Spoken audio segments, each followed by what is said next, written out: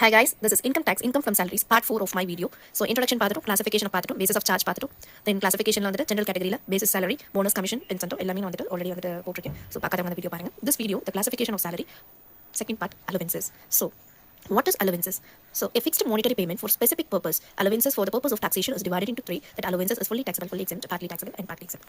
So allowances என்ன அப்படின்னா இப்போ நம்ம வந்துட்டு ஒரு ஜாப்ல இருக்கும் அப்போ வந்துட்டு நம்மளோட employer that the manager is giving some benefit like நான் வந்துட்டு சென்னையில் இருக்கேன் ஸோ பெங்களூருக்கு ஒர்க் போகிறேன் அது வந்துட்டு cost of living is very high so that managers giving 10,000 for to meet my expenses. So அப்படி ஒரு ஏதாச்சும் ஒரு மானிட்டரி பெனிஃபிட் கொடுத்தாங்கன்னா அது அலவன்ஸாக ட்ரீட் பண்ணுறோம். ஃபார் எக்ஸாம்பிள் ஒரு கம்பெனியில் எப்பவுமே வந்து லஞ்ச் கொடுக்குறாங்க, பிரேக்ஃபாஸ்ட் கொடுக்குறாங்க அப்படின்னா அவங்களுக்கு கொடுக்கணும்னு அவசியமே கிடையாது. But there giving because it is part of allowances. So then medical செலவுக்கு ஃபார் எக்ஸாம்பிள் இஎஸ்ஐ அந்த மாதிரிலாம் இருக்குல்ல. ஸோ இப்போ சில கம்பெனிஸ் வந்துட்டு மெடிக்கல் எக்ஸ்பென்சஸ் அவங்களே வந்து பார்த்துக்காங்க. ஸோ இட் கம்ஸ் அண்டர் இதெல்லாம் எதில் ஒரு சாலரிஸ் வருமா? No, it will form a part of allowances. So allowances என்னன்னு புரியுது அவங்களுக்கு.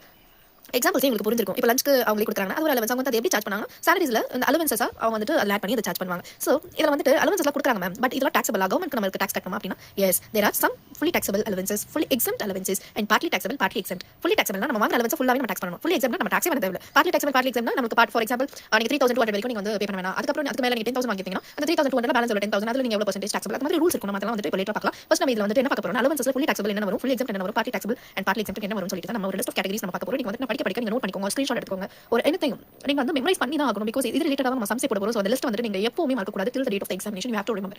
Okay. So first வந்துட்டு நம்ம fully taxable allowances பார்க்க போறோம். So fully taxable allowance நம்ம first பார்க்க போறது dearness allowance. Dearness allowance whether it is a forming part or not, it is fully taxable. So questionல dearness allowance கொடுத்திருப்பாங்க. So dearness allowance என்ன அப்படின்னா you are எனக்கு நீ தெரிஞ்சதுனால உங்களுக்கு வந்து நான் இதை பண்றேன் அதை பண்றேன்னு சொல்லிட்டு ஏதாச்சும் ஒரு மேனேஜர் சைடுல இருந்து கம்பெனி சைடுல இருந்து கொடுக்குறாங்க. That is called as a dearness allowance whether it is a forming part or not, it is fully taxable. So அந்த question DA forming part, DA வெறும் DA அப்படி கொடுத்திருக்காங்க. என்னமோ DA வந்துச்சுனாலே அது fully taxable. ஓகேவா? தென் சிட்டி காம்பன்சேட்டரி அலவன்ஸ் அதான் சொன்னேன். நான் சென்னையில இருந்து நான் பெங்களூருக்கு போறேன். அங்க வந்து I can't able to meet my expenses of accommodation that is rental அதெல்லாம் வந்து என்னால வந்து பே பண்ண முடியும். கம்பெனி சைடுல they will be giving some amount. So அது வந்துட்டு நம்ம சிட்டி காம்பன்சேட்டரி அலவன்ஸ் நம்ம எடுத்துக்கணும். தென் வந்து மெடிக்கல் அலவன்ஸ், மெடிக்கல் செலவுக்காக மணி வந்து கம்பெனி சைடுல கொடுக்கிறது. Then entertainment allowance for any entertainment that is your for example trip எல்லாம் கொடுப்பாங்க பாத்தீங்களா. Trip tourist entertainment means any shows like CSK match போது பார்க்கணும், ஒரு எனி மியூசிக்கல் ஈவெண்ட் ஒரு எனி ஷோஸ் அதுக்கெல்லாம் வந்துட்டு கம்பெனி சைடுல இருந்து தேவை ப்ரொவைடிங் எனி டிக்கெட்ஸ் அண்ட் சென்ஸ் அது வந்துட்டு அலவன்ஸ்ல வரும். தென் சர்வெண்ட் அலவன்ஸ், லஞ்ச் கொடுப்பாங்க.